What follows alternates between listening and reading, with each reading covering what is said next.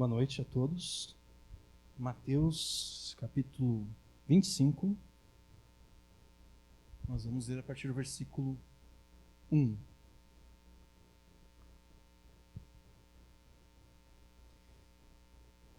Mateus 25, versículo 1. Então o reino do céu será semelhante a 10 virgens que, tomando as suas lâmpadas, saíram ao encontro do esposo.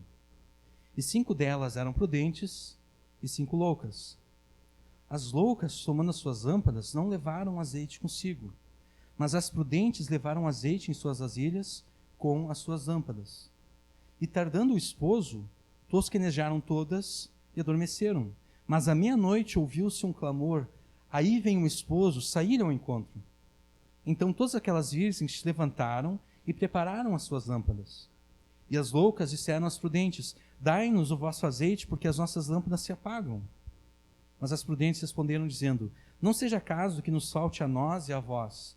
Ide antes aos que o vendem e comprai-o para vós. E tendo elas ido comprá-lo, chegou o esposo, e as que estavam preparadas entraram com ele para as bodas, e fechou-se a porta. E depois chegaram também as outras virgens, dizendo: Senhor, Senhor, abre-nos.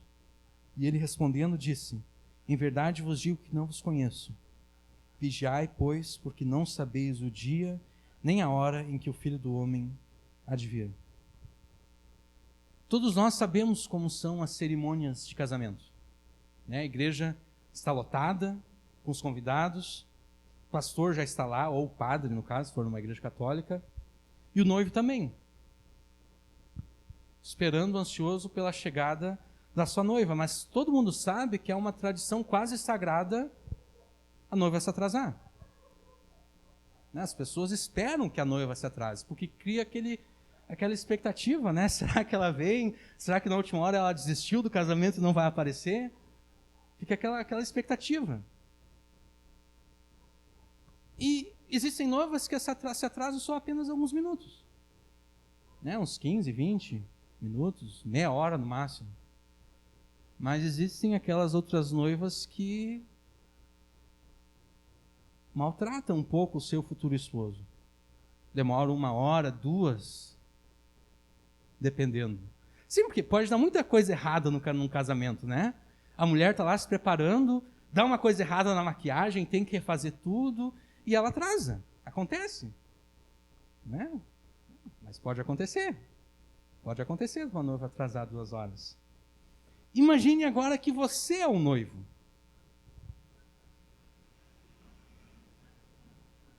Você está lá olhando nervoso para a porta da igreja, esperando a sua noiva chegar, dá uma conversa ali um pouquinho com o pastor, com o padre ali, para tentar aliviar um pouquinho a tensão, o nervosismo.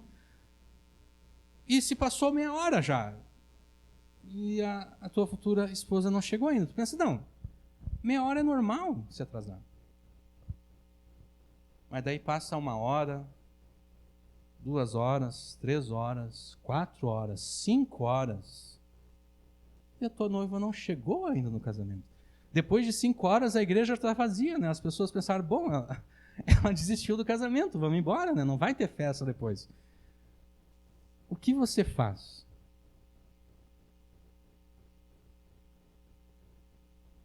Você também desiste e vai embora?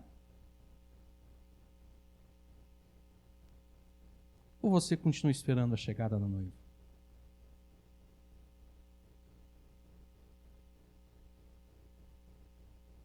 Você confia no amor da tua noiva, de que ela vai chegar eventualmente? Ou você sempre teve alguma dúvida, pensando, será que ela me ama mesmo? O que você faz?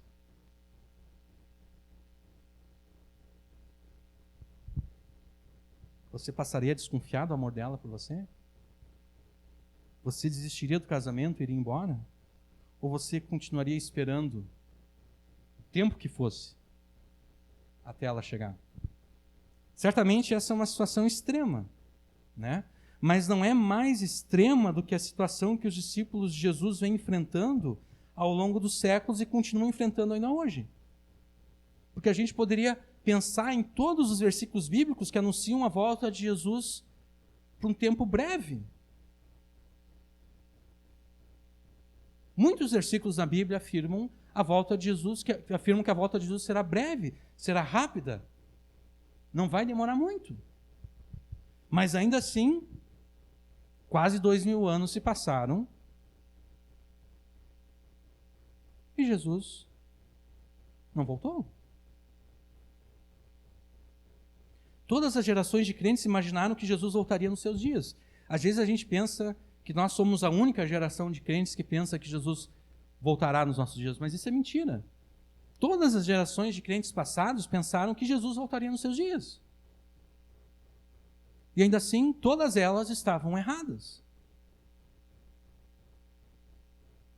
A atual geração de crentes também imagina que Jesus voltará ainda nos nossos dias, ainda mais agora, né, em que o mundo parou.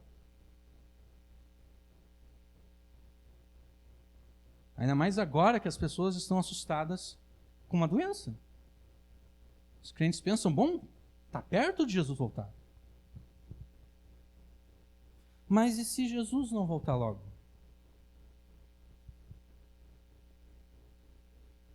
E se essa pandemia passar e outras pandemias vierem? E se essa só for a primeira pandemia numa série de 50 pandemias que ainda deve acontecer na história do mundo antes de Jesus voltar? E se a crise econômica que vai se seguir a essa pandemia for só uma pequena crise numa série de muitas outras que ainda vão acontecer antes de Jesus voltar? E se os anos se passarem e você tiver que enfrentar a velhice, as doenças, as guerras, as tragédias, as crises econômicas, as doenças, as pandemias, e Jesus ainda não tiver voltado, o que você fará então? Você começará a duvidar das promessas de Jesus? Você começará a duvidar do amor de Jesus por você? Você abandonará a sua esperança e a sua fé? Ou você continuará esperando indefinidamente a volta de Jesus, mesmo que você morra de velho e ele ainda não tenha voltado?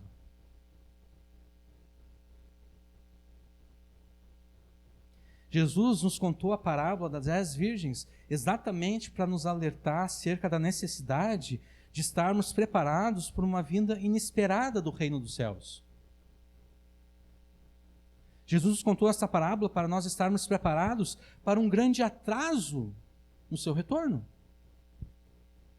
para uma longa espera até a manifestação visível e palpável do reino de Deus nesse mundo. O Espírito Santo quer que você se prepare adequadamente para ser recebido no reino dos céus. E por que isso? Porque o reino dos céus virá de forma inesperada. E você será recebido no reino apenas se estiver prudentemente preparado para o seu atraso. A parábola das 10 virgens é uma representação da chegada do reino dos céus, né? O versículo 1 diz o seguinte: então o reino dos céus será semelhante. E o Pai repetiu já várias vezes isso, eu vou repetir também. Normalmente quando Jesus começa as suas parábolas, ele diz o reino dos céus é semelhante, falando acerca de uma realidade presente. Mas aqui Jesus usa o verbo no futuro. O reino dos céus será semelhante. Nesse caso, o verbo no futuro aponta para a consumação do reino dos céus. Porque o reino de Deus, o reino dos céus já está entre nós, mas não de maneira visível ainda, Jesus falou. Aqui Jesus está falando da manifestação visível do reino dos céus. Por isso que ele diz o reino dos céus será semelhante. Por meio dessa parábola, Jesus nos diz que a chegada do reino, que a consumação do reino, será semelhante a um casamento dos dias dele, dos dias de Jesus. Nos casamentos da época de Jesus, O costume era o noivo sair da sua casa com seus amigos, que nós poderíamos chamar de padrinhos, e ele ia até a casa da noiva. E lá já estavam os convidados do casamento. E lá eram realizadas várias cerimônias. A cultura judaica, a cultura semítica, de uma forma geral, era muito festiva. Né? No Antigo Testamento a gente lê de festas que duram dias. A gente pensa que a nossa cultura é uma cultura de festa, mas as nossas festas duram quanto tempo? Uma madrugada, no máximo? Na cultura judaica, as festas duravam dias, 3, 4, 5, 6, 7 dias. O rei Assuero deu uma festa que durou meio ano, 180 dias de festa. Então aquela cultura lá gostava de festejar, eles gostavam de uma baladinha, né? Então, o noivo saía da sua casa com seus amigos, e até a casa da noiva, lá já estavam os convidados do casamento, eram realizadas várias cerimônias, e então, quando chegava a noite, todos eles saíam em procissão pelas ruas, da casa da noiva até a casa do noivo, onde seria de fato oficializado o casamento. E como já era de noite, cada um deveria de levar a sua lâmpada, né? Porque não havia iluminação pública naquela época. Cada um deveria de levar a sua lâmpada para iluminar o caminho para poder ir caminhando. E qualquer pessoa que fosse encontrada sem lâmpada, naquela procissão ali da casa da noiva até a casa do noivo, seria considerado como um penetra. Alguém que não foi convidado para o casamento e pensou, bom, vamos festejar aqui um pouquinho, vamos se meter aqui no meio da multidão, vamos ver se eu consigo comer um pouquinho, tomar um pouquinho de vinho. Era considerado um penetra, um arruaceiro. Mas a parábola que Jesus contou, por alguma razão, o noivo se atrasou. E todo mundo já estava na casa do noivo. A noiva estava lá na casa dela esperando a chegada do noivo, o cara não chegou, chegou a noite já, o noivo dela não chegou, eles pensaram, bom, aconteceu alguma coisa, vamos lá para a casa do noivo, vamos ver o que aconteceu. E todos eles já estavam lá na casa do noivo, só que nem todos. 10 virgens ficaram no meio do caminho. Provavelmente as damas de honra da noiva ficaram no meio do caminho para ver se elas avistavam o noivo quando ele estivesse chegando.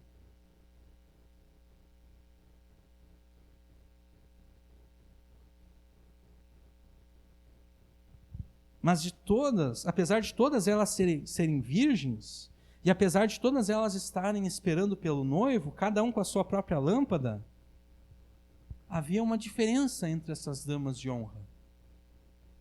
Versículo 2 diz o seguinte: 5 delas eram prudentes e 5 delas eram loucas.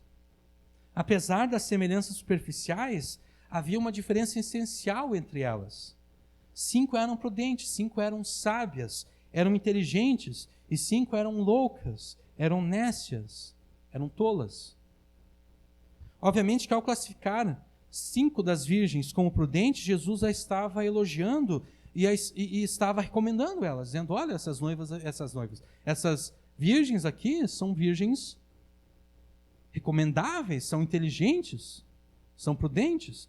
E o contrário também é verdadeiro. Jesus estava criticando e desaprovando as outras virgens quando ele as chamou de loucas, de nécias, de tolas.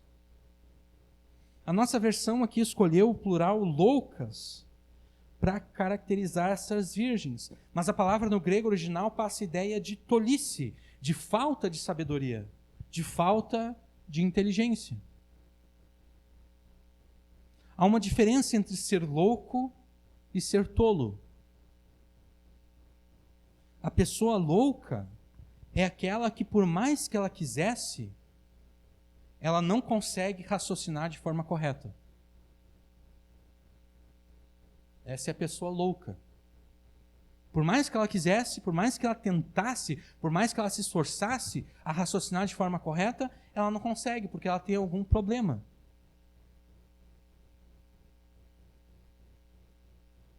Seja algum problema físico mesmo no cérebro dela, seja algum problema apenas psicológico, mas ela não consegue raciocinar de forma correta. Já a pessoa tola é aquela que, apesar de ter todas as condições de raciocinar de forma correta, ela prefere raciocinar de forma errada.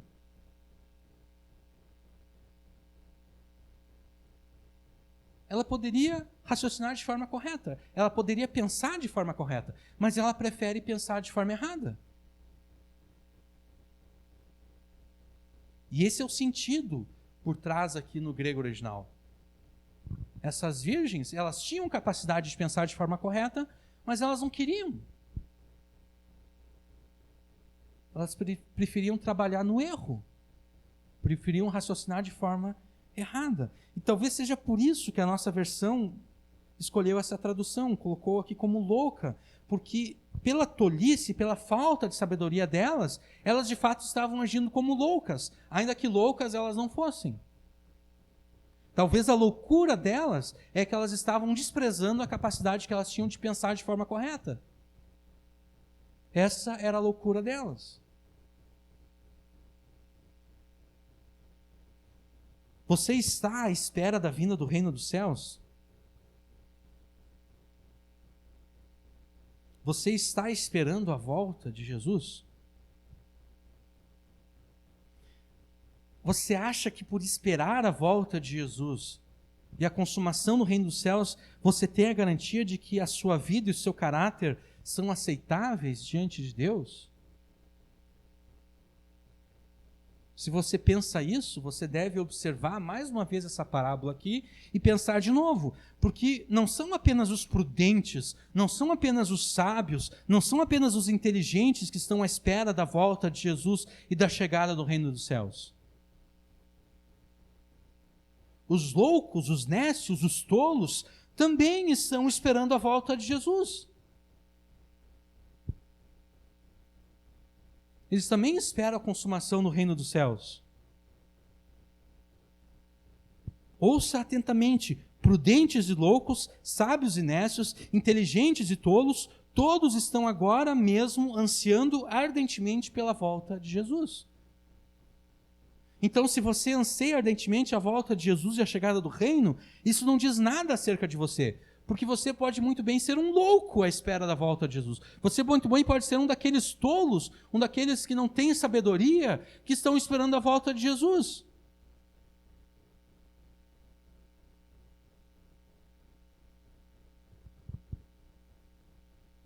Você pode muito bem ser um daqueles nécios que anseiam ardentemente pela volta de Jesus. Então, não pense de si mesmo, não presuma de si mesmo, pensando que o simples fato de você esperar pela volta de Jesus é em si uma garantia de que você de fato será recebido no reino dos céus. Porque loucos, nécios, tolos, esperam a volta de Jesus e eles não serão recebidos por Jesus no reino dos céus. É bom, é desejável, é saudável esperar pela volta de Jesus, mas o simples fato de você esperar a chegada do reino dos céus e a volta de Jesus não faz de você uma pessoa prudente.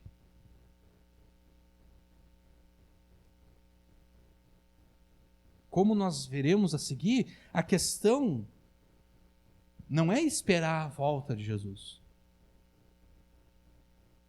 A questão é como você espera a volta de Jesus. A questão é como você espera pela chegada e pela consumação do reino dos céus. Essa é a questão. Jesus já nos disse que 5 virgens são prudentes, são sábias, e 5 são loucas, são tolas. Mas o que faz que 5 dessas virgens sejam prudentes e 5 loucas? O que na parábola diferencia uma das outras? O que diferencia as virgens prudentes das virgens loucas? Essa diferenciação aqui nós encontramos nos versos 13 e 4. As loucas, versículo 3, tomando as suas lâmpadas, não levaram azeite consigo, mas as prudentes levaram azeite em suas vasilhas com as suas lâmpadas. As virgens loucas levaram apenas o azeite que já estava nas suas lâmpadas. Eu falo lâmpada e talvez vocês estejam pensando em qualquer outra coisa, menos aquilo que o texto de fato quer dizer. Lâmpada era uma vasilha que tu colocava azeite dentro, óleo, e tinha um pavio. E você colocava fogo no pavio E à medida em que o fogo ia queimando o óleo que o pavio já tinha sugado, e o pavio ia, cada vez que o fogo ia queimando mais, o pavio ia sugando mais óleo até se acabar o óleo da lâmpada. Isso era a lâmpada da época, né? As virgens loucas, elas só tinham o azeite que elas estavam trazendo na lâmpada delas.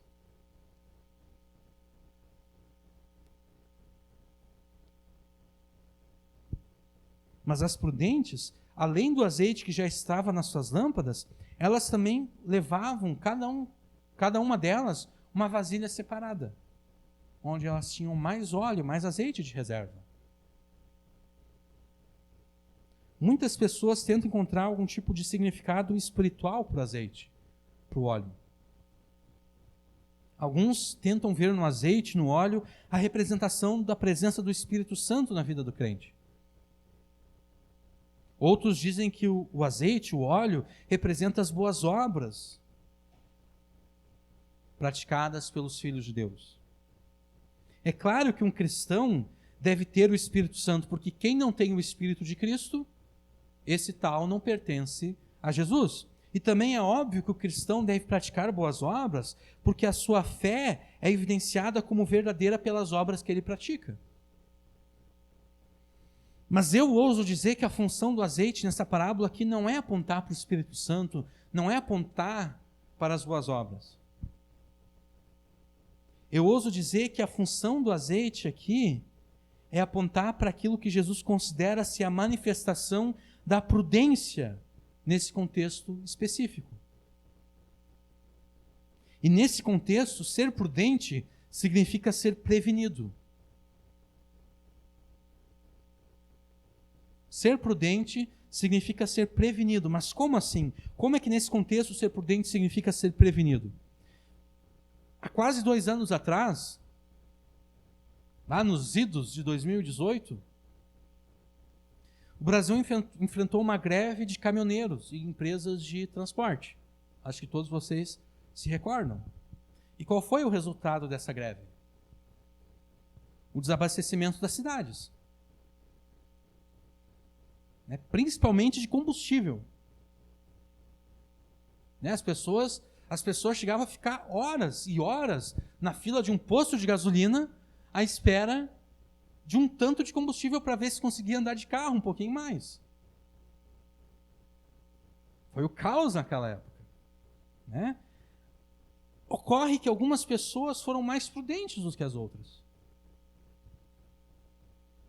Algumas pessoas, quando elas começaram a ouvir acerca de greve de caminhoneiro, elas já pensaram, bom, se os caminhoneiros vão parar, a coisa vai ficar complicada, provavelmente vai começar a faltar coisas, vai começar a faltar alimentos, vai começar a faltar combustível. Então, o que eu vou fazer? Eu já vou encher o tanque do meu carro agora, eu já vou encher um galão de 50 litros de combustível, de 100 litros de combustível, e eu vou deixar guardado lá na minha garagem, caso eu precise. Outras pessoas que não estavam tão atentas às notícias e que têm o costume de andar com o tanque quase vazio, foram pegas de surpresa. Quando elas viram, já não tinha mais combustível em lugar nenhum. E delas ficaram com o carro empenhado, com a moto empenhada, com o ônibus empenhado em algum lugar.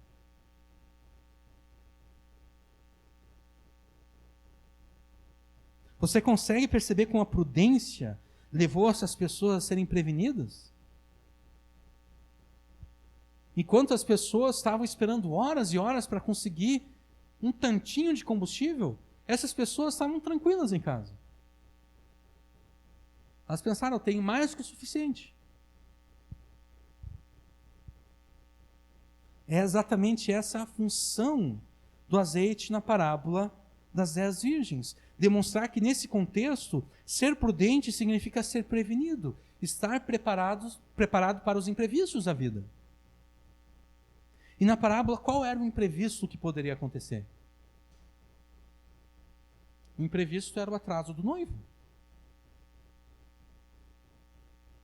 E se o noivo se atrasasse, o azeite das lâmpadas não seria suficiente para manter as lâmpadas acesas por todo o tempo necessário até a chegada do noivo. As prudentes se preveniram. Elas pensaram. Eu conheço o noivo da minha amiga. Eu sei que ele é meio atrapalhado. Eu sei que ele vai se atrasar. Então eu já vou, além do azeite dessa lâmpada aqui, eu vou levar uma vasilha aqui com mais azeite. Já as outras pensaram, não vai dar nada. Isso aqui vai ser suficiente.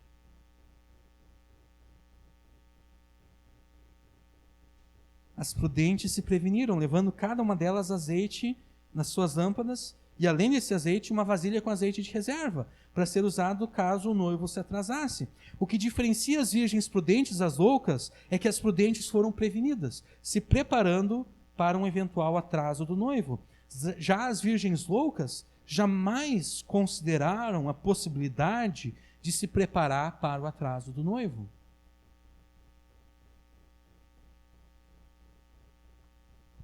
Quem está prevenido para os imprevistos da vida, essa pessoa está preparada. Mas quem não se previne, não está preparado de forma alguma.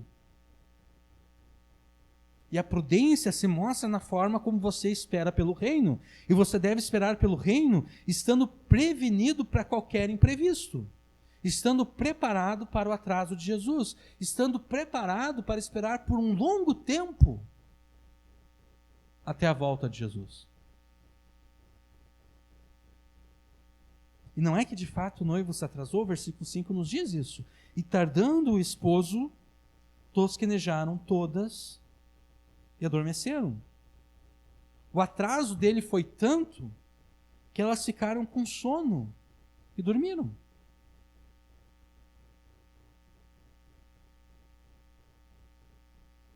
Há relatos de pessoas, eu não sou assim, mas há relatos de pessoas que têm tanto sono que chegam a dormir de pé. Comigo nunca aconteceu isso, mas tem pessoas que chegam a pegar no sono de pé, tamanho sono que elas estão enfrentando, e foi isso que aconteceu com elas aqui. É? Assim? Acontece. Sim, acontece. O cansaço é tanto, o sono é tanto que a pessoa não aguenta e dorme. Aconteceu com elas aqui. A espera foi tanta que elas dormiram. E de novo, muitos tentam ver no sono das virgens aqui algum tipo de apostasia ou esfriamento espiritual, ou até mesmo a morte física. Existem essas interpretações. Mas a minha impressão aqui é que talvez o sono não tem nenhum significado espiritual, nesse sentido, de que houve uma apostasia, de que de alguma forma elas se desviaram, ou de que elas morreram. A interpretação que eu faço aqui é que a função do sono, nessa parábola, é mostrar a inesperada chegada do noivo. Nós sabemos que quando nós dormimos, nós perdemos a noção do tempo. Né? A gente vai dormir hoje de noite e a gente vai acordar amanhã de manhã, queira Deus, né? Porque a gente sempre pode dormir e nunca mais acordar. Mas a gente vai, em nome de Jesus, nós vamos dormir nessa noite, amanhã a gente vai acordar de novo e não vai parecer que se passou quase 8 horas. Ou quase 6 horas, 7 horas, ou quase 10 horas. Tem pessoas que dormem 10 horas. Tem outras que dormem 5 horas, né? Depende. A gente vai dormir e acorda 12 horas depois e não percebe. Onde foram parar aquelas 12 horas? Bom, elas passaram, tu não percebeu porque tu estava inconsciente, tu estava dormindo. Eu creio que essa é a função do sono aqui na parábola. É mostrar que a volta de Jesus será de forma inesperada. Versículo 6. Mas à meia-noite ouviu-se um clamor, aí vem o esposo, saiu no encontro. Então, quando as virgens elas estavam dormindo, de forma inesperada o noivo chegou. O noivo chegou quando as virgens menos esperavam a sua volta. De forma inesperada, quando elas estavam dormindo. Essa é a ideia que Jesus quer passar aqui. Do nosso ponto de vista, a sua volta será um evento inesperado. Quando nós pensamos na volta de Jesus como um evento inesperado, normalmente nós consideramos apenas com relação à brevidade da volta de Jesus. E de fato, o próprio Jesus disse: eis que cedo venho. Ele diz isso no livro do Apocalipse. Mas para esse mesmo Jesus que cedo vem, um dia é como 1000 anos, e 1000 anos é como um dia. Então, do fato de Jesus ter nos dito que ele voltaria cedo, nós não podemos concluir que a sua volta não será demorada, pelo menos demorada do nosso ponto de vista. É isso que Jesus quer que nós percebamos aqui. Assim como as virgens perderam a noção do tempo, assim também nós perdemos a noção do tempo. Nós estamos como que dormindo, sem saber quanto tempo falta para a volta de Jesus. Mas assim como na parábola o noivo chegou, assim também Jesus voltará um dia. E isso é motivo de esperança para nós. Porque não importa a demora, não importam todas as falsas predições. Porque sempre quando acontece alguma coisa assim, existe uma enxurrada de predições acerca da volta de Jesus.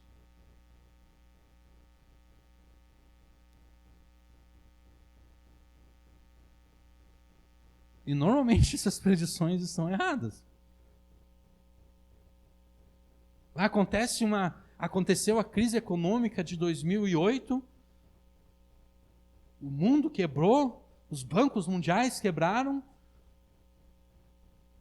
e disseram: Jesus está voltando, olha só. E Jesus não voltou. Aí chegou 2012, aquela confusão de predição do calendário maia, de que eles não sei o que e tudo. Também tiveram alguns crentes que disseram: bom, os maias talvez receberam alguma revelação do Espírito Santo e talvez eles tenham acertado. Então 2012 também foi um ano assim meio que um ano interessante para a escatologia, né? Jesus está voltando. E daí toda vez que a NASA diz que tem algum asteroide que está se aproximando da Terra e que pode causar uma extinção mundial, também Jesus está voltando. E agora também, com a pandemia do coronavírus, Jesus está voltando.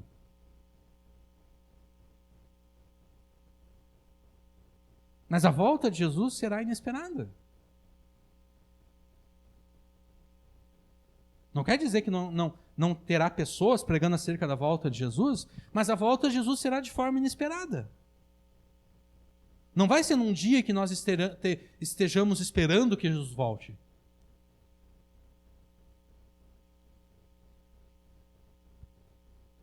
Mas assim como na parábola o noivo chegou, assim também Jesus voltará. Então você não deve perder a esperança. Porque não importa que para você Jesus já esteja atrasado. Jesus de fato não se atrasou. Talvez do nosso ponto de vista, Jesus já tivesse que ter voltado. Mas do ponto de vista de Deus, está tudo dentro do calendário que Ele mesmo estabeleceu. Não importa o atraso, não importa a demora, não importa todas as falsas predições, não importam aqueles que abandonaram a fé e perderam a esperança do retorno de Jesus. Você não pode abandonar a fé em Jesus e na sua volta. Você não pode perder a esperança de que Jesus virá para consumar o seu reino e a nossa salvação. Porque nós estamos agora como que dormindo, sem saber quanto tempo resta, quanto tempo falta para a meia-noite. Mas o dia vai chegar, a hora vai chegar, e então Jesus voltará e estabelecerá o seu reino. É certo que Jesus virá. Não importa o tempo que ele pareça estar demorando.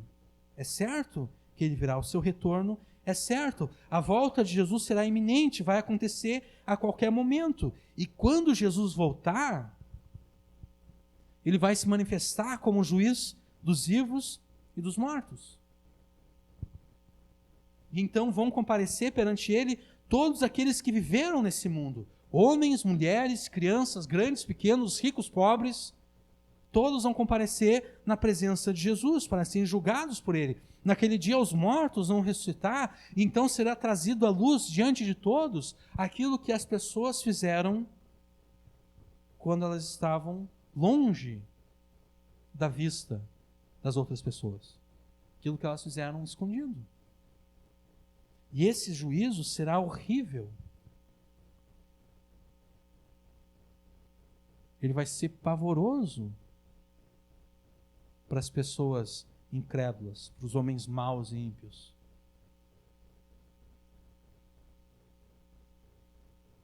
Mas ao mesmo tempo ele será muito desejável e muito consolador para os justos e para os eleitos, porque a sua salvação será então totalmente completada e nós receberemos os frutos do nosso trabalho que nós fizemos aqui em nome de Jesus.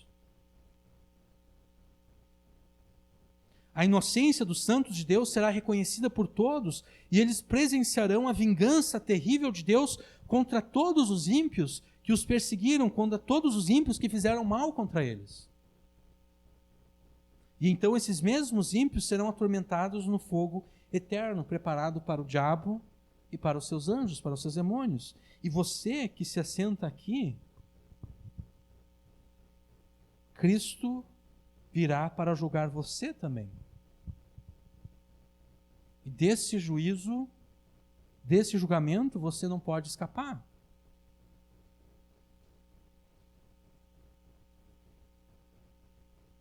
Nem a morte pode te livrar desse julgamento.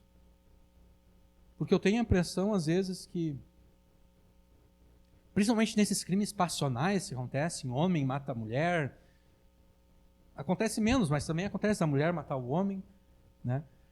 E depois do cara se suicida, às vezes é pelo desespero, mas eu tenho a impressão que às vezes o cara se suicida apenas para escapar da punição. Não, o cara pensa, eu vou passar a perna no juiz, eu vou me matar. Mas de Deus ninguém consegue fugir, de Jesus ninguém vai conseguir fugir, nem mesmo com a morte, porque a pessoa vai se esconder na morte e Jesus vai trazer ela à vida de novo.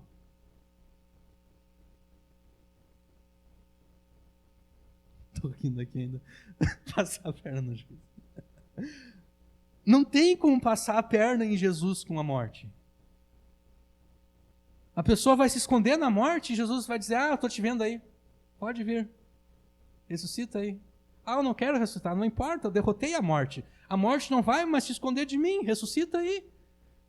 Vai ser como Jesus chamando Lázaro, né? Jesus está lá de fora, está lá Lázaro enterrado na caverna, e Jesus lá grita, Lázaro, sai para fora.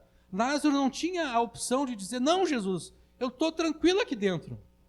Está meio frio aí fora, aqui dentro está quentinho, eu prefiro ficar aqui dentro. Lázaro não tinha essa opção. Jesus mandou ele ressuscitar, Lázaro ressuscita. Vai ser a mesma coisa no dia do juízo final.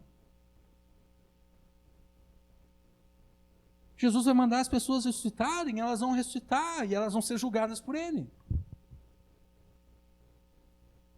Nem mesmo a morte pode esconder qualquer um de nós de Jesus quando ele voltar, porque ele é o juiz dos vivos e dos mortos. A questão é se nós estamos preparados para esse julgamento. A questão é se nós estamos preparados para a volta de Jesus, se nós estamos nos preparando para a volta de Jesus com prudência e com inteligência. Essa é a questão. Ou você nem está esperando a volta de Jesus? Se você nem está esperando a volta de Jesus, você está numa situação pior do que essas virgens loucas, porque elas, ainda que elas fossem loucas, pelo menos elas estavam esperando a volta de Jesus.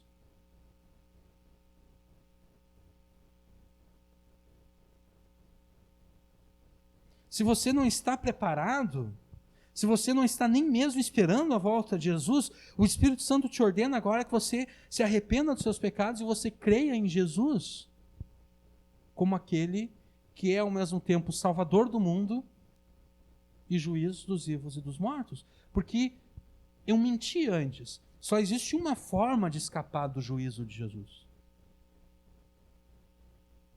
crendo nele. Porque quem crê nele agora e de fato tem essa fé verdadeira em Jesus, passou da morte para a vida, não vai entrar em juízo.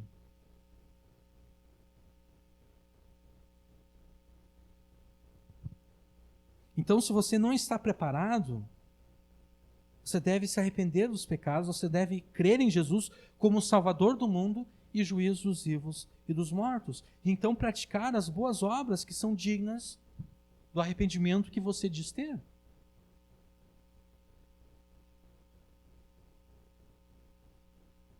Jesus virá como o inimigo de todos os ímpios e de todos os pecadores.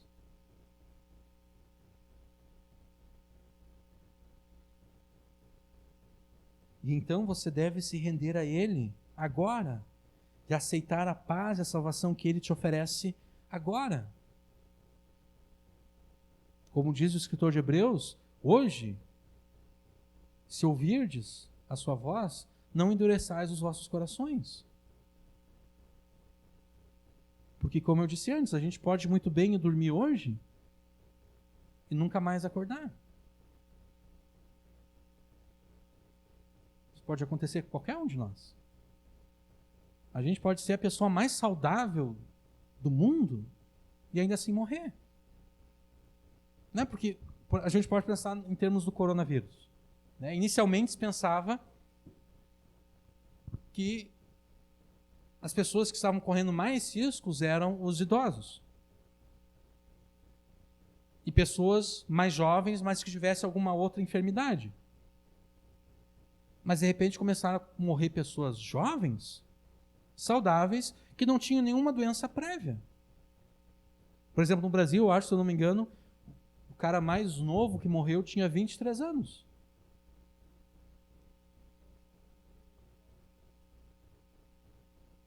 Na Europa, eu acho que foi uma, não sei se a guria tinha 13 ou 16 anos, alguma coisa assim, morreu. E não tinha nenhuma doença prévia. Quer dizer, a gente pode ser a pessoa mais saudável do mundo inteiro. A gente pode treinar na academia, agora não, porque as academias são fechadas, né? Até eu tô... tá difícil para mim, porque eu tô recuperando um pouquinho aquilo que eu tô... Tem que começar a correr de manhã para não recuperar mais. Mas a gente pode treinar todo dia e ainda assim morrer, jovem, saudável. Né? Não tem histórias de jogadores de futebol que morreram no campo?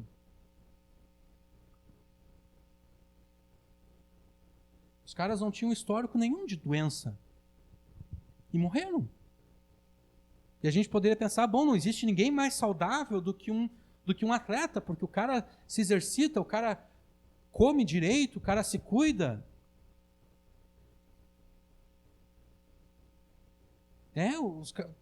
Tem à disposição, os médicos do clube têm dinheiro suficiente para pagar os melhores especialistas do mundo, e ainda assim os caras morrem.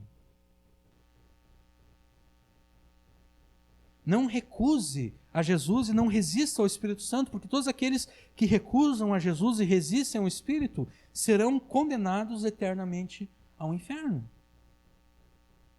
Arrependa-se agora dos seus pecados e confesse a Jesus como Filho de Deus, como seu Salvador e Senhor. Se você fizer assim, se você fizer isso, o dia da volta de Jesus vai ser um dia agradável, desejável, alegre.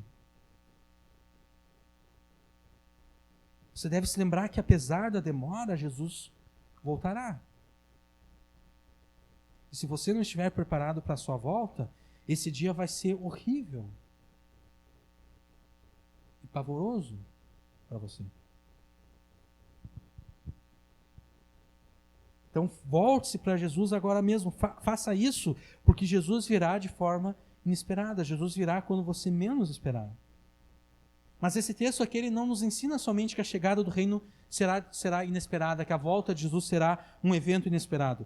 Esse texto também enfatiza que você precisa estar devidamente preparado para a chegada do reino, para a volta de Jesus. E isso especialmente porque o reino virá de forma inesperada. Você deve estar devidamente preparado. É isso que os versículos 7 a 13 nos ensinam. E a primeira coisa que nós devemos notar é que a falta de preparo, a falta de prevenção indica falta de interesse pelo reino, falta de interesse por Jesus. Mateus 25, versículo 7. Então, todas aquelas virgens se levantaram e prepararam as suas lâmpadas. O versículo 7 nos diz que todas elas despertaram com o anúncio de que o noivo estava chegando. E elas passaram a preparar as suas lâmpadas. Mas como todas elas dormiram, o fogo do pavio consumiu todo o azeite que havia nas lâmpadas. A lâmpada foi queimando, até que não tinha mais azeite. Isso não era problema nenhum para as virgens prudentes. Porque o que elas fizeram? Elas pegaram uma vasilha que elas tinham de reserva, derramaram azeite nas lâmpadas e acenderam de novo o pavio. Pronto, resolvido. Mas e as loucas? As loucas não tinham como fazer isso. Porque elas não tinham azeite de reserva. Elas não foram prevenidas. Versículo 8. E as loucas disseram às prudentes: dai-nos do vosso azeite, porque as nossas lâmpadas se apagam. Versículo 9. Mas as prudentes responderam, dizendo: não seja caso que nos falte a nós e a vós, ide antes aos que o vendem e comprai-o para vós. As virgens loucas não tinham mais azeite para suas lâmpadas, e elas pediram que as prudentes repartissem com elas o óleo. E a resposta que as prudentes deram foi a seguinte: elas disseram que elas não poderiam repartir o seu azeite, porque poderia faltar para ambas, para todas elas, se elas repartissem. E as prudentes disseram então às loucas: olha, o que a gente pode fazer por vocês é aconselhar vocês. A gente sabe que é meia-noite, dificilmente vocês vão encontrar algum lugar aberto que esteja vendendo azeite, que esteja vendendo óleo, mas nunca se sabe. Vão aí, procurem alguém. Vê se vocês conseguem encontrar alguém que possa vender para vocês.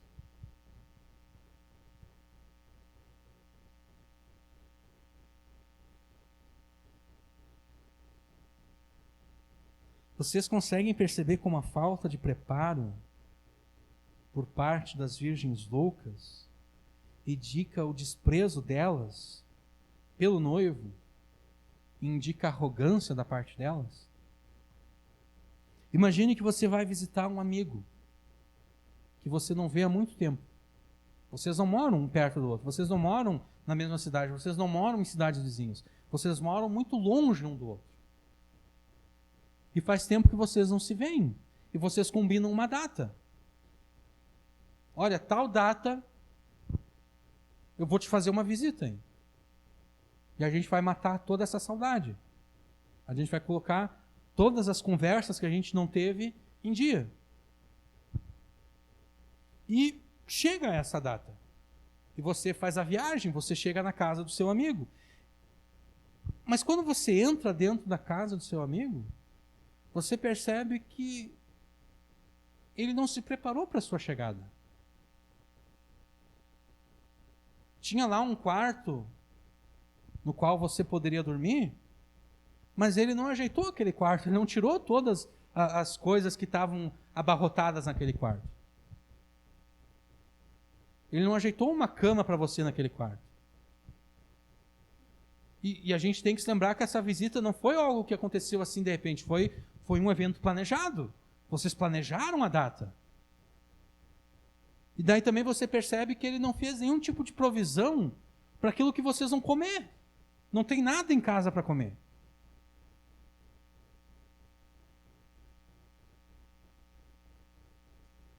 Você não se sentiria mal com uma situação dessas?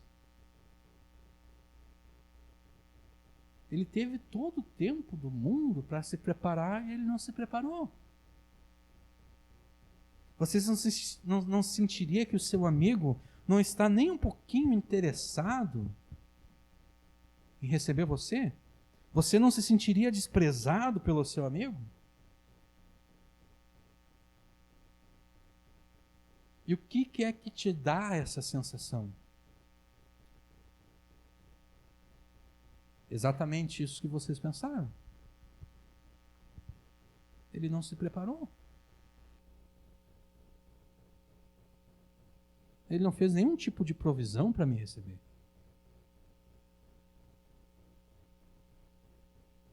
Provavelmente ele nem estava querendo que eu viesse aqui.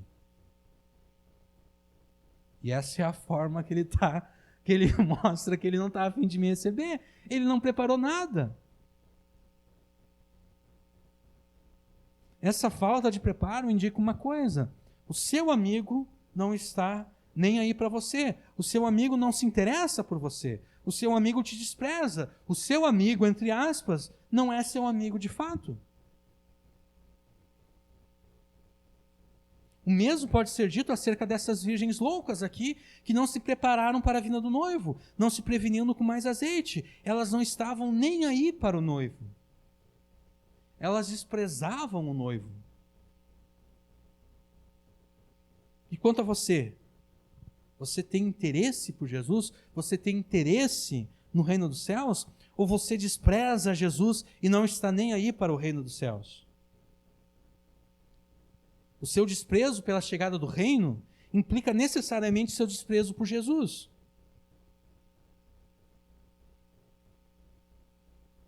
E talvez você esteja aqui e afirme crer em Jesus e amar a Jesus. Talvez você dedique tempo para ler a palavra de Deus. E talvez você até mesmo fale acerca de Jesus para outras pessoas. Mas se você despreza a chegada do reino, você despreza o próprio Jesus. E tudo isso demonstra que você não está preparado para a volta dele. Você não está preparado para o retorno de Jesus. Se esse é o seu caso, é necessário que você preste bastante atenção, porque é muito provável que a fé que você diz ter não seja uma fé verdadeira. Isso é algo que deve sempre nos alertar.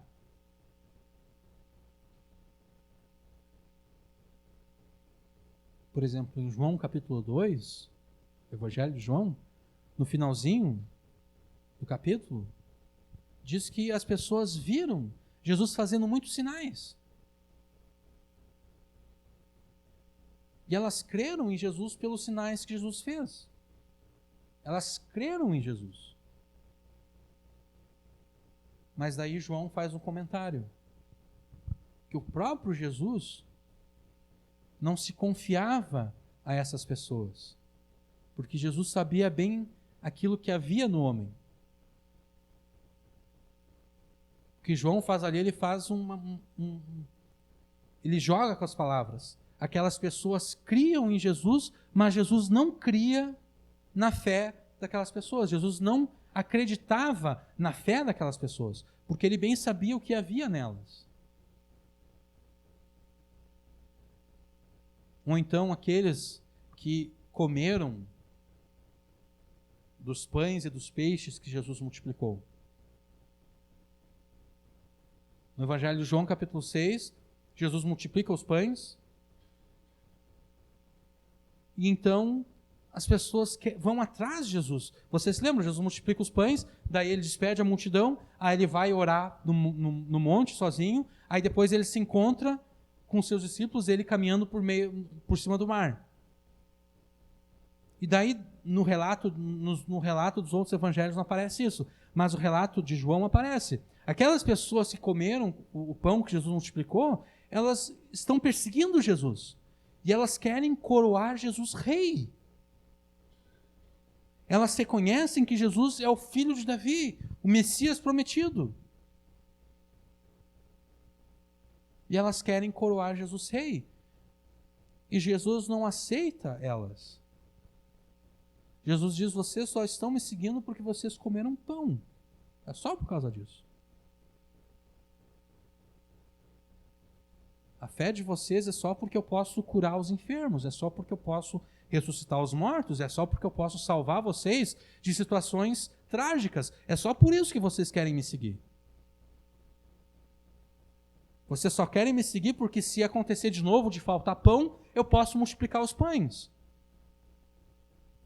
E Jesus não considera esse ser um bom motivo, um motivo justo para segui-lo.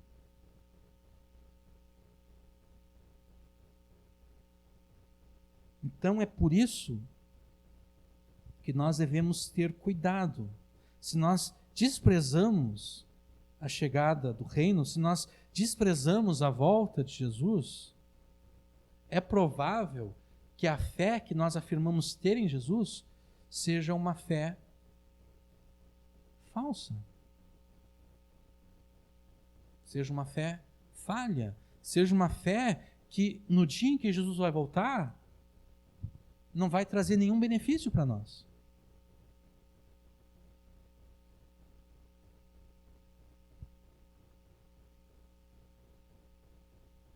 É isso que Jesus quer nos mostrar com essa parábola. Somente são discípulos seus aqueles que se interessam nele a ponto de se prepararem e se prevenirem para a sua volta e para a chegada do reino. Aqueles que não fazem questão de se aprontar não são discípulos verdadeiros de Jesus. São apenas pessoas religiosas, loucas e arrogantes. E como se mostra a religiosidade louca e arrogante dessas pessoas? Pense um pouquinho, elas só separaram um pouquinho, um tanto de azeite. O que elas estavam dizendo com isso? Elas estavam dizendo o seguinte, essas virgens loucas aqui, elas estavam dizendo, olha, nós só vamos esperar por esse tempo, por esse determinado tempo aqui, até que o óleo acabe das lâmpadas. Depois disso, eu não estou nem aí se o noivo chegar.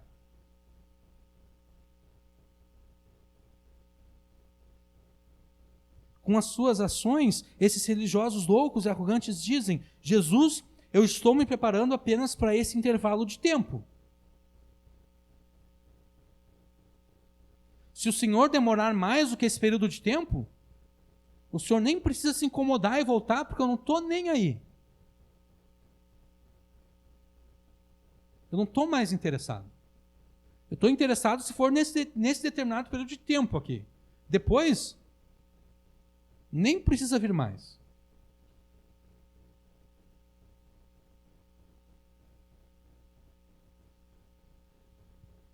Quem faz isso demonstra um completo desprezo por Jesus e uma arrogância sem tamanho, porque preparar-se apenas para um período limitado de tempo não é preparar-se de forma alguma.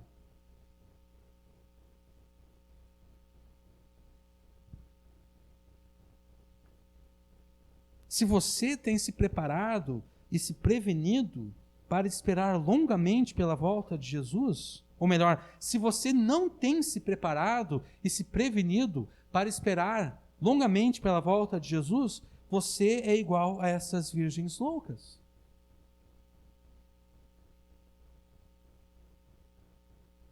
Se você não tem se preparado para esperar por toda a vida pela volta de Jesus, você é um religioso louco, arrogante, que despreza Jesus. Se isso é verdade na sua vida, você é um tolo, você é um nécio, você não tem inteligência e nem sabedoria. Você tem a capacidade de pensar de forma correta, mas prefere pensar de forma errada. Se isso é verdade na sua vida, o Espírito Santo ordena que você se arrependa agora mesmo da sua arrogância ou do seu desprezo por Jesus. Porque ninguém tem autoridade de determinar uma data limite para Jesus voltar. Seria demasiado orgulho e prepotência da nossa parte afirmarmos que Jesus ainda vai demorar 100 anos para voltar. Né? Se eu dissesse para vocês aqui, Jesus vai demorar 100 anos ainda para voltar, seria arrogância da minha parte. Por quê? Porque eu estaria dizendo para vocês que eu tive acesso ao conselho secreto de Deus, de que eu sei quanto tempo vai levar para Jesus voltar. Mas, ao mesmo tempo, eu seria também orgulhoso e arrogante se eu afirmasse que é necessário que Jesus volte ainda nesse mês, ou ainda nesse ano, ou ainda nessa década. Porque, da mesma forma, eu estaria dizendo para vocês que eu tive acesso ao secreto conselho de Deus.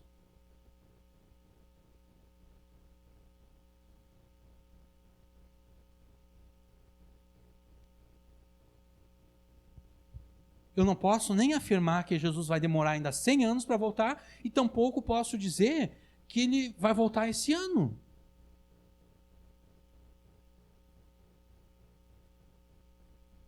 Porque se eu faço isso, eu sou arrogante, eu sou louco, sou tolo, sou igual a essas virgens loucas aqui, que determinaram um horário limite para o noivo chegar.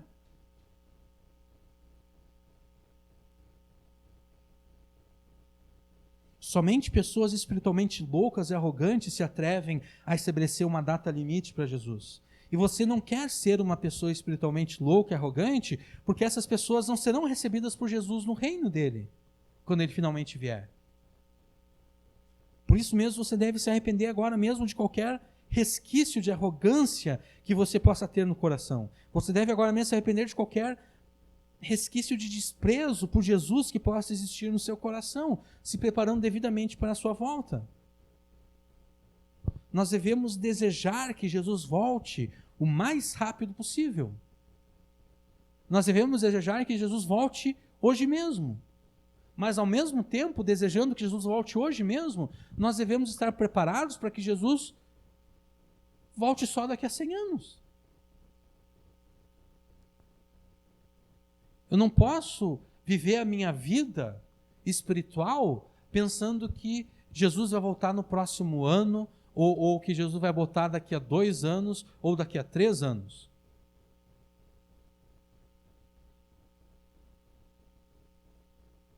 Eu tenho que estar preparado para toda e qualquer circunstância. Eu tenho que estar preparado para Jesus voltar hoje e para Jesus voltar daqui a 100 anos, bem depois de eu ter morrido.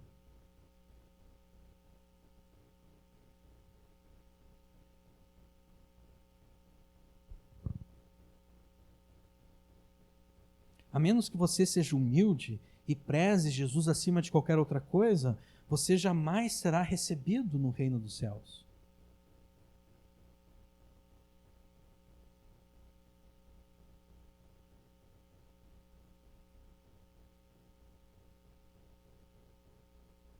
A segunda coisa que nós devemos perceber é que apenas os que se preparam entrarão no reino. Isso nós vemos nos versículos 10 a 12. E tendo elas ido comprá-lo, as virgens loucas, chegou o esposo, e as que estavam preparadas entraram com ele para as bodas, e fechou-se a porta. E depois chegaram também as outras virgens, dizendo: Senhor, Senhor, abre-nos. E ele respondendo disse: Em verdade vos digo que não os conheço. Se as virgens loucas pela sua arrogância desprezam o noivo, as virgens prudentes pela sua humildade prezam o noivo acima de qualquer outra coisa. E é por isso que estavam preparadas, é por isso que elas estavam prevenidas para qualquer imprevisto que pudesse acontecer. Isso está no versículo...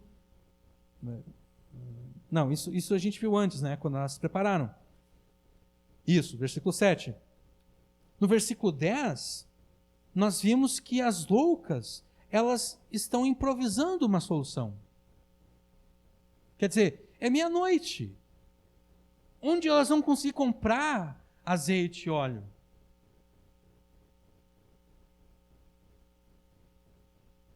Quer dizer, mesmo em Novo Hamburgo, atualmente agora os mercados estão fechando mais cedo, mas normalmente os grandes mercados fecham 10 horas da noite, alguma coisa assim. Quer dizer, mesmo em Novo Hamburgo, em períodos normais, se tu quer comprar alguma coisa à meia-noite, tu não vai conseguir achar nada aberto. Imagina naquela época, em que as pessoas iam dormir às 6 da noite. 7 da noite já estavam deitadas. Onde que elas iam conseguir alguma coisa, um lugar aberto para comprar azeite?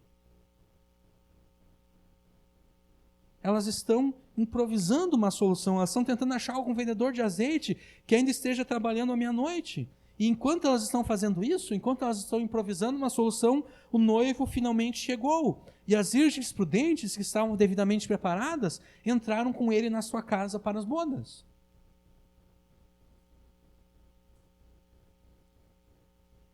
como todos aqueles que o noivo conhecia e havia convidado para o seu casamento já estavam na sua casa,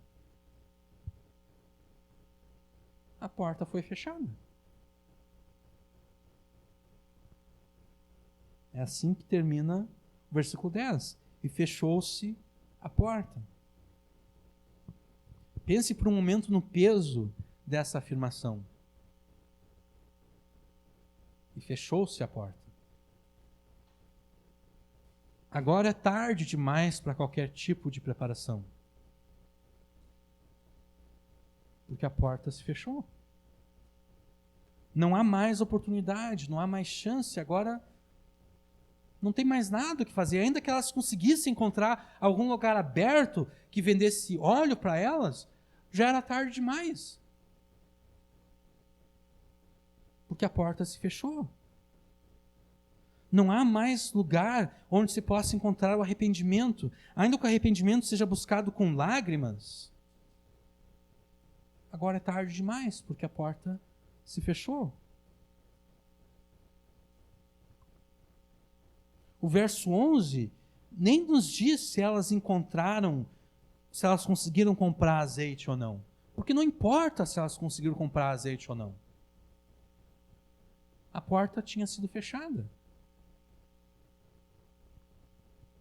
Ainda que elas supliquem, Senhor, Senhor, abre-nos, nada mais pode ser feito, porque a porta foi fechada. O verso 12 resume bem tudo isso. Quando elas clamam, dizendo, Senhor, Senhor, abre-nos, ele, respondendo, disse, em verdade vos digo que não vos conheço. O noivo, ouvindo o clamor das virgens loucas, que rogam para que ele lhes abra a porta, simplesmente responde, eu não conheço vocês. Eu não sei quem vocês são.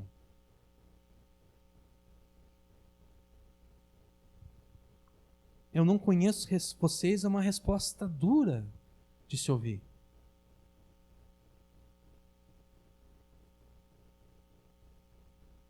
Eu não conheço vocês. Essa é a realidade daquelas virgens loucas, que pela sua arrogância desprezavam o noivo. Essa também é a realidade espiritual daqueles que, dizendo-se cristãos, dizendo-se crentes, dizendo-se discípulos de Jesus, por sua arrogância desprezam a Jesus e não se preparam para entrar no reino. Jesus não conhece essas pessoas. Jesus não conhece essas pessoas. Jesus nunca conheceu essas pessoas. E como Jesus não conhece aqueles que não se preparam com prudência para a sua volta, elas não serão recebidas por ele no reino dos céus. Jesus não permitirá que essas pessoas entrem no reino. Jesus não permitirá que essas pessoas entrem na sua casa. Jesus conhece somente aqueles que o prezam acima de tudo e que demonstram esse interesse nele, se preparando de forma adequada para entrar no reino. A esses, Jesus dá as boas-vindas. A esses, Jesus permite que entrem no reino dos céus. E somente a esses. Você está prudentemente se preparando para o inesperado retorno de Jesus e para a iminente chegada do reino dos céus?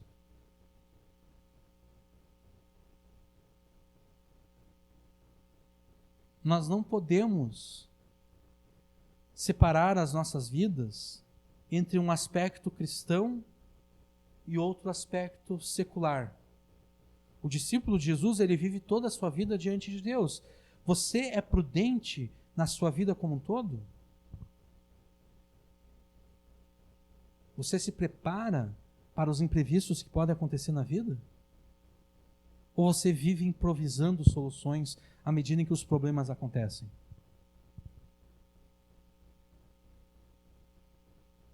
É claro que é impossível nós estarmos preparados para todo e qualquer tipo de imprevisto. Né? Tem coisas que são tão imprevistas que a gente jamais poderia pensar que elas poderiam acontecer. Então não há como estar preparado para essas coisas.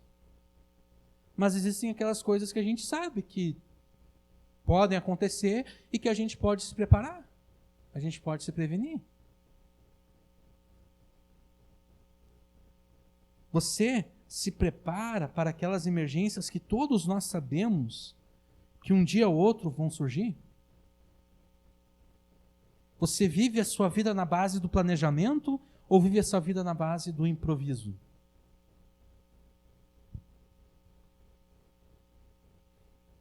Como você sabe se vive a sua vida na base do improviso? A gente pode pensar em como está a tua vida financeira. Você gasta mais aquilo do que você recebe?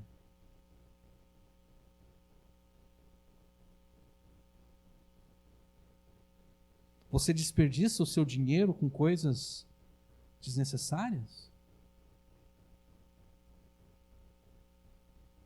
Se você vive no vermelho, significa que você não tem planejado os seus gastos, significa que você está improvisando com o seu dinheiro. E se você está improvisando com o seu dinheiro, significa que você não está poupando o seu dinheiro para o futuro, quando vão surgir problemas que exigirão de você uma resposta financeira imediata. E se você está improvisando nas suas finanças, você está improvisando na administração dos bens que Deus entregou aos seus cuidados. Porque nada daquilo que nós temos é de fato nosso. Tudo que nós temos vem de Deus e pertence a Deus.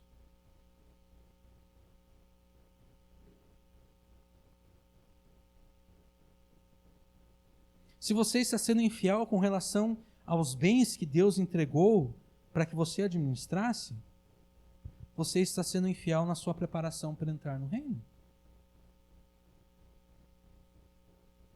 Às vezes a gente não pensa assim. Normalmente a gente não pensa dessa forma.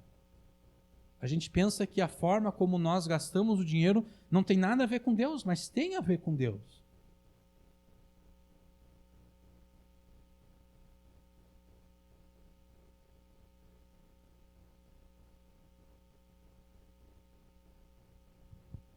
Como você sabe se vive na base do improviso?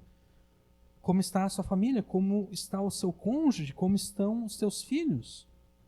Como estão os teus pais? Como estão os teus irmãos? Você tem cuidado da saúde física e principalmente da saúde espiritual da sua família? Ou você está muito ocupado com outras coisas para cuidar deles? Paulo diz que quem não cuida dos seus é pior do que o infiel.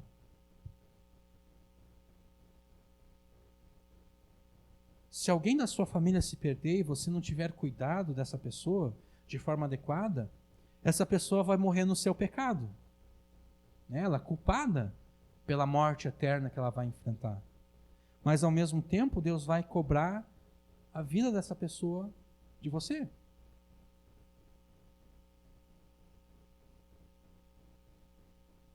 Porque você não tomou o tempo para cuidar dela da melhor forma possível. Talvez você fosse cuidar e ela fosse se perder de qualquer forma, mas pelo menos você fez todo o possível.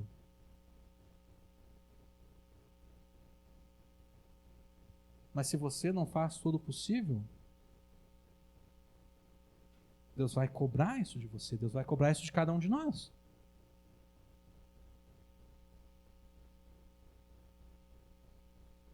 Se você está improvisando com o cuidado físico e espiritual das pessoas que Deus te deu, como você poderia estar se preparando adequadamente para entrar no reino dos céus?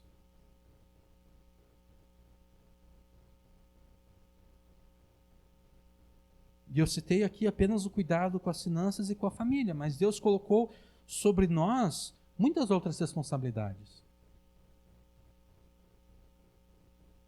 E enquanto nós não estivermos cumprindo essas responsabilidades com o devido cuidado, nós estaremos vivendo na base do improviso, não na base do planejamento. Quem vive na base do planejamento observa as suas responsabilidades e se porta em cada uma delas de acordo com aquilo que é ensinado na palavra de Deus.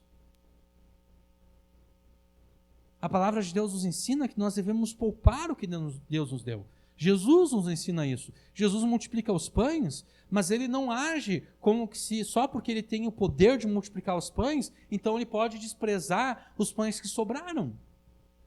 Jesus poderia agir dessa forma, né? Jesus poderia, joga fora aí. Depois, se precisar, eu multiplico de novo. Não, Jesus diz, guarda os pães.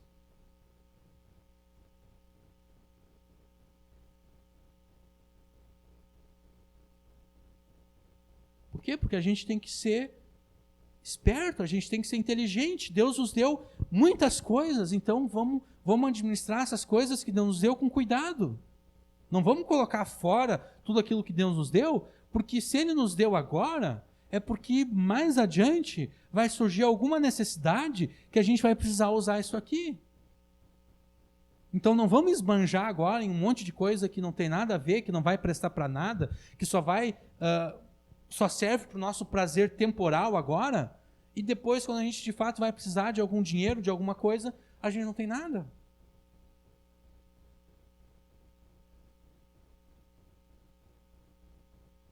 Nós devemos poupar aquilo que Deus nos deu e nunca desperdiçar aquilo que nós temos de sobra. A palavra de Deus nos ensina que nós devemos ter cuidado com todos, especialmente com aqueles da nossa família. A vida de alguém que vive com base no improviso, a vida dessa pessoa não é vivida de acordo com a palavra de Deus. Ela não está obedecendo a palavra de Deus, ela não está imitando a Jesus naquilo que Jesus nos ordena.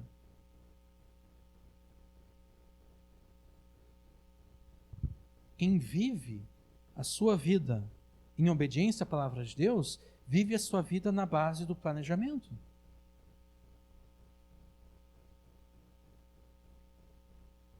Em outra parábola, Jesus nos ensinou que aquele que é fiel no pouco será fiel no muito. E aquele que é infiel no pouco também vai ser infiel no muito. A forma como nós vivemos a nossa vida diária agora demonstra como nós vivemos diante de Deus. Essa vida agora é o pouco. Se nós somos infiéis no pouco, é certo que nós seremos infiéis também no muito.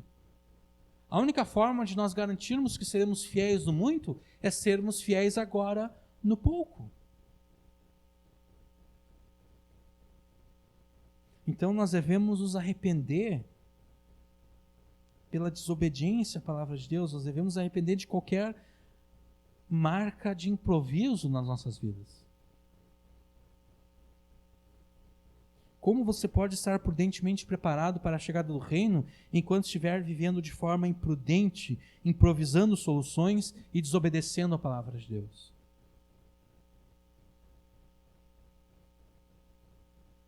Que nós então nos arrependamos dessa imprudência, dessa desobediência à palavra de Deus, e assim nos preparemos para o retorno iminente de Jesus e para entrarmos com Ele no reino.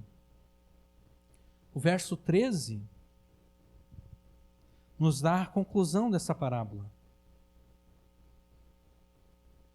Vigiai, pois, porque não sabeis o dia, nem a hora em que o Filho do Homem há de vir.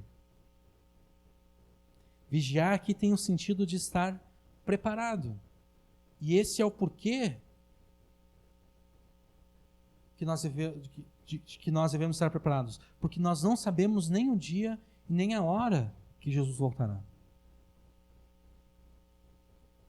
Devemos estar preparados para uma volta inesperada de Jesus, para uma chegada sem aviso prévio do reino dos céus. É por isso então que nós devemos vigiar, devemos estar preparados. E como você se prepara? A base da preparação é que você não sabe nem o dia nem a hora. De modo que você deve ver a sua vida esperando a volta de Jesus para qualquer momento. Para agora, para amanhã, para depois de amanhã, para daqui a 100 anos.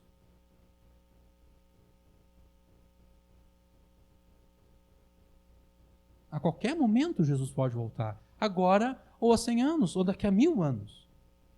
A gente pode pensar, não, Jesus não vai voltar daqui a 1000 anos. Bom, Provavelmente os crentes que viveram no ano 1000, eles também pensaram, não, Jesus não vai demorar 1000 anos para voltar. Jesus demorou 1000 anos para voltar do ponto de vista deles. Pode ser que Jesus demore 1000 anos para voltar do nosso ponto de vista. E a gente deve estar preparado para isso.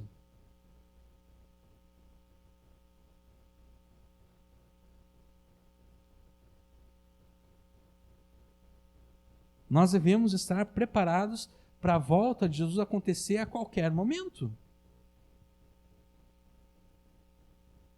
Jesus pode muito bem voltar hoje, ou pode voltar dentro de 100 anos. Então a sua vida, do início ao fim, deve ser marcada pela fiel e sincera obediência à palavra de Deus. E uma vida marcada pela sincera e fiel obediência à palavra de Deus é uma vida em que hoje você é mais santo do que ontem, e amanhã você será mais santo do que hoje.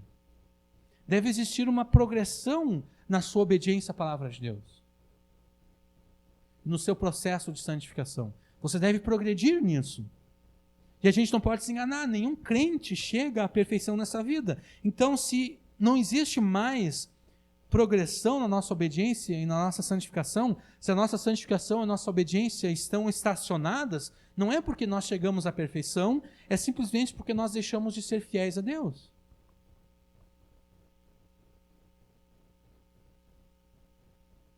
E quem nos dá o poder para nos prepararmos para a chegada do reino mediante obediência à palavra de Deus é o Espírito Santo.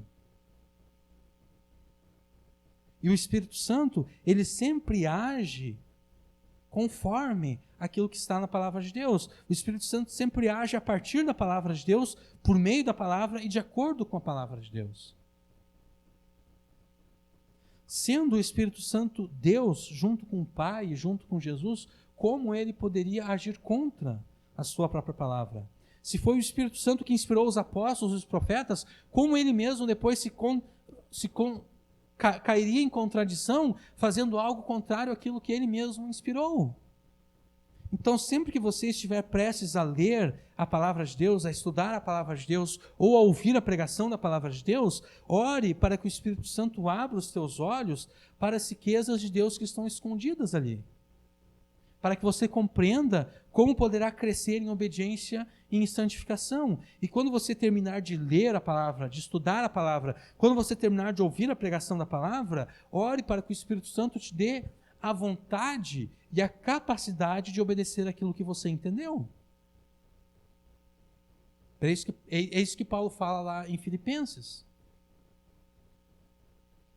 Deus é aquele que opera em nós tanto o querer como o efetuar. É Deus que cria em nós a vontade de obedecer a Ele e é Ele que nos dá a capacidade de obedecermos a Ele.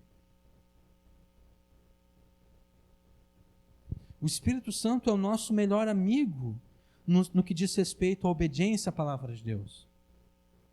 E junto com a obediência à palavra de Deus está a mortificação do pecado. É somente pelo poder do Espírito que nós podemos mortificar aquilo que quer nos matar. O pecado quer nos matar. E é somente pelo poder do Espírito Santo que nós poderemos matar o pecado antes que ele nos mate.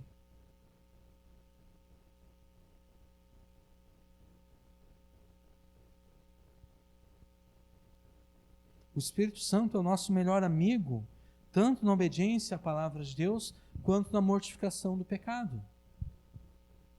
Então, à medida em que o Espírito Santo... Melhor, pulei aqui. Desculpe.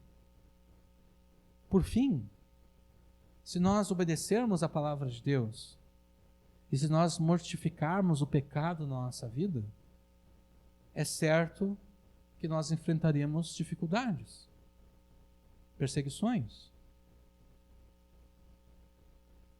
É certo que nós enfrentaremos sofrimentos. Porque Paulo diz que todo aquele que quiser viver piedosamente em Cristo Jesus padecerá perseguições. Talvez não a mesma perseguição que Paulo sofreu, que ameaçava a vida dele, mas a perseguição que todos nós, de alguma forma ou de outra, já sofremos.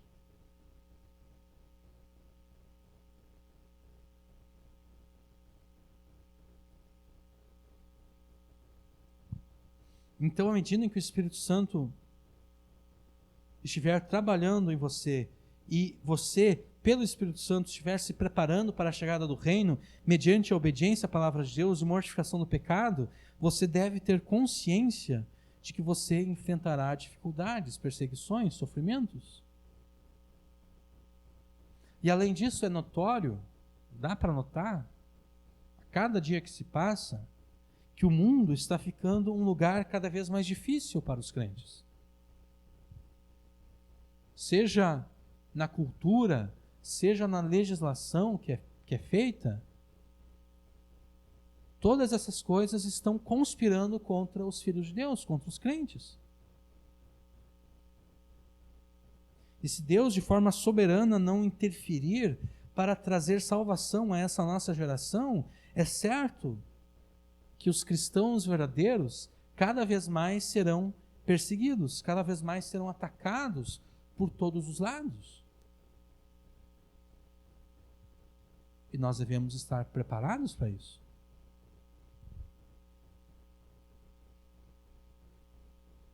Essa realidade, essa perspectiva, não pode nos deixar acovardados, não pode criar em nós uma mentalidade escapista.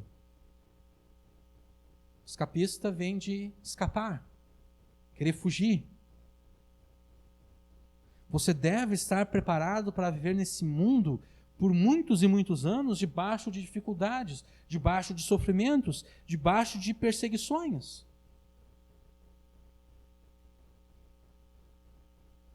Você não pode desejar a volta de Jesus só porque você quer escapar dos sofrimentos e se sentir seguro. Porque quando Paulo afirma que para ele o viver é Cristo e o morrer é lucro, Paulo não estava pedindo para si a morte. Paulo não estava orando para Deus dizendo, Deus me leva porque eu não estou mais aguentando viver nesse mundo. Paulo não estava como Elias. Elias orou dessa forma. Elias, depois que ele matou os profetas falsos, ele foi até Deus e ele disse, Deus, pode me matar. Que, do jeito que está, não dá mais. Nós não devemos ser como Elias nesse sentido. Elias ali estava com uma mentalidade escapista, ele queria fugir, ele queria escapar. E a única forma que ele achava de escapar era a morte. E ele pediu então para Deus a morte. Quando Paulo diz que o ver é Cristo e a morte para ele era lucro, Paulo não estava querendo fugir do sofrimento. Pelo contrário, se a gente continuar lendo os versículos ali em Filipenses, ele diz que na verdade ele tem dúvida. Ele diz, é muito melhor estar com Cristo, mas por outro lado, eu sei que se eu continuar vivo aqui, eu posso produzir muito mais frutos para Jesus. Eu posso pregar para muito mais pessoas, eu posso edificar muito mais as igrejas. Então agora eu já nem sei mais o que eu quero. Eu não sei mais se eu quero morrer e estar com Jesus, ou se eu quero continuar vivo aqui e produzir mais frutos para Jesus. Paulo ali não estava querendo fugir do sofrimento da morte. E nós também não devemos querer fugir do sofrimento da morte. Nós não podemos pedir para Deus a morte para fugir do sofrimento. Nós não podemos pedir que Jesus venha de uma vez para que Ele nos livre de todo o sofrimento.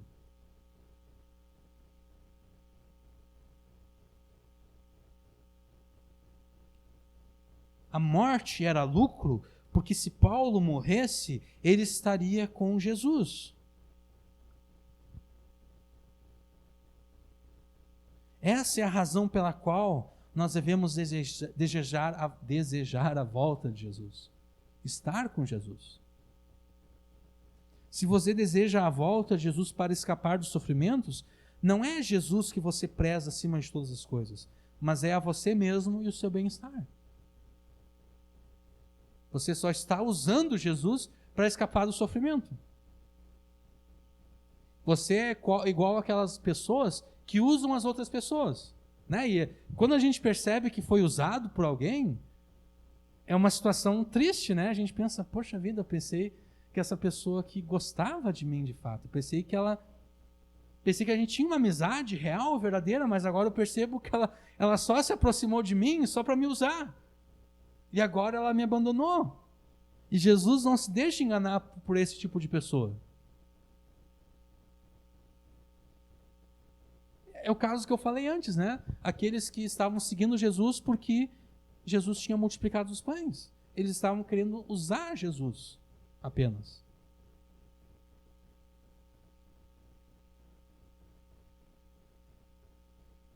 Talvez essa seja a última pandemia que nós vamos enfrentar antes da volta de Jesus. Talvez seja. Mas nós não podemos ter certeza disso. Nós devemos estar preparados para enfrentar outras 50 pandemias piores do que essa, até que Jesus volte. Talvez a crise econômica que vai se seguir ao coronavírus seja a última crise econômica que nós enfrentaremos antes da volta de Jesus. Talvez seja, mas nós não temos como ter certeza disso. Nós devemos estar preparados para enfrentar outras crises econômicas piores do que essa, antes da volta de Jesus. Se não estivermos preparados para esperar por um longo tempo pela volta de Jesus, em meio às maiores dificuldades, nós não estaríamos preparados, ainda que Jesus voltasse hoje.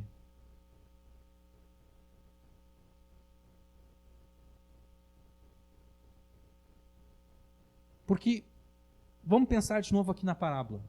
Vamos pensar que o noivo não se atrasasse tanto quanto ele se atrasou.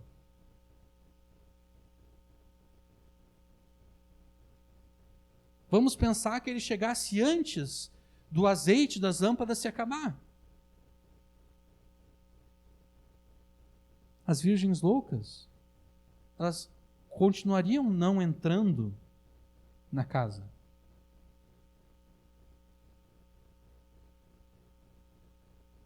Elas não entraram simplesmente porque faltou o azeite. Elas não entraram porque elas não foram prevenidas. Ainda que não tivesse faltado o azeite, elas não entrariam, porque o noivo disse: eu não conheço vocês. Eu só conheço aqueles que se preparam, que se previnem, e vocês não se previnem. Vocês não se preveniram, não se prepararam. Eu não conheço vocês. Então, se nós não estivermos preparados hoje para uma longa espera até a volta de Jesus, e Jesus voltar hoje, nós não seremos recebidos por Ele no reino. É isso que a gente tem que entender. A única forma de nós sermos recebidos hoje no reino, caso Jesus volte daqui a meia hora, é se nós estivermos preparados para a volta de Jesus só daqui a 100 anos.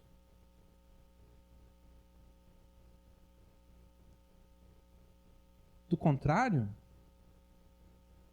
ele vai voltar e nós não seremos recebidos por ele. A porta vai se fechar e nós vamos de fora gritar, chorando: Senhor, Senhor, abre-nos. E ele nem vai abrir a porta para dizer que ele não nos conhece. Ele simplesmente vai gritar lá de dentro: eu não conheço vocês.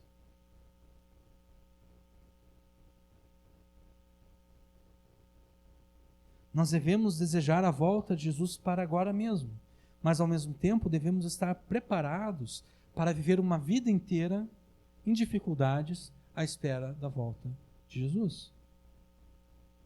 Você deve estar preparado para entrar no reino. E como você vai se preparar? Crescendo cada vez mais em santificação e na obediência à palavra de Deus, dependendo do Espírito Santo para entender a palavra e colocá-la em prática, tanto na obediência positiva à palavra de Deus, quanto na obediência negativa, na mortificação dos pecados. E também suportando com paciência as dificuldades e os sofrimentos da vida cristã. Se você permanecer e perseverar nessas três coisas, você estará preparado para entrar no reino.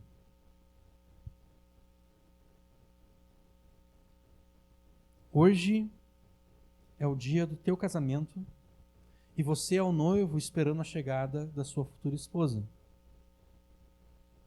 Se passaram 1, 2, 3, 4, 5 horas e ela ainda não veio. O que você faz? Você desiste do casamento, vai para casa, chora as suas mágoas,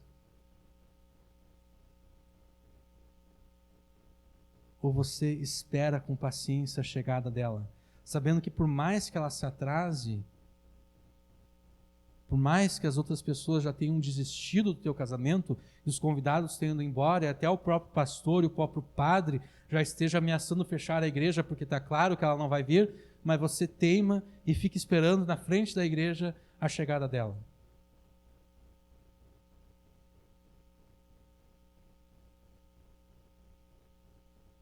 O que você faz? Jesus nos contou essa parábola, a parábola das 10 virgens, para nos alertar que apesar da aparente demora e atraso, é certo que ele voltará, é certo que ele virá.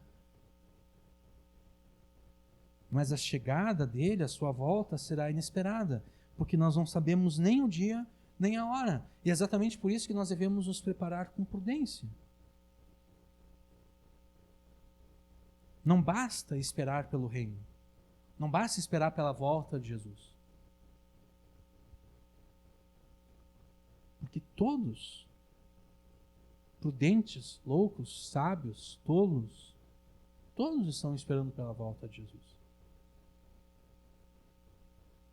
A questão não é se você espera, mas como você espera.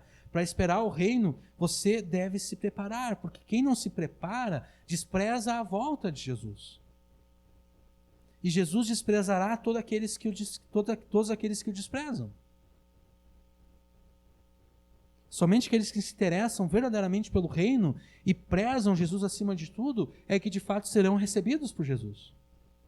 Você deve estar vigilante e preparar a sua vida, porque você não sabe nem o dia e nem a hora. Você deve cada vez mais adequar a sua vida a tudo aquilo que a palavra de Deus te ordena. Você deve depender da iluminação e do poder do Espírito Santo na sua vida para obedecer a palavra de Deus e mortificar o pecado na sua vida. E você deve estar preparado para sofrer pelo nome de Jesus. Não permita que a demora na chegada do reino tire a sua esperança e roube a sua fé. Não permita que surjam dúvidas no seu coração acerca do amor de Jesus e da sua fidelidade em cumprir as promessas que Ele nos faz na sua palavra. Lembre-se que o reino dos céus virá de forma inesperada e você entrará no reino apenas se estiver prudentemente preparado para o seu atraso. Amém.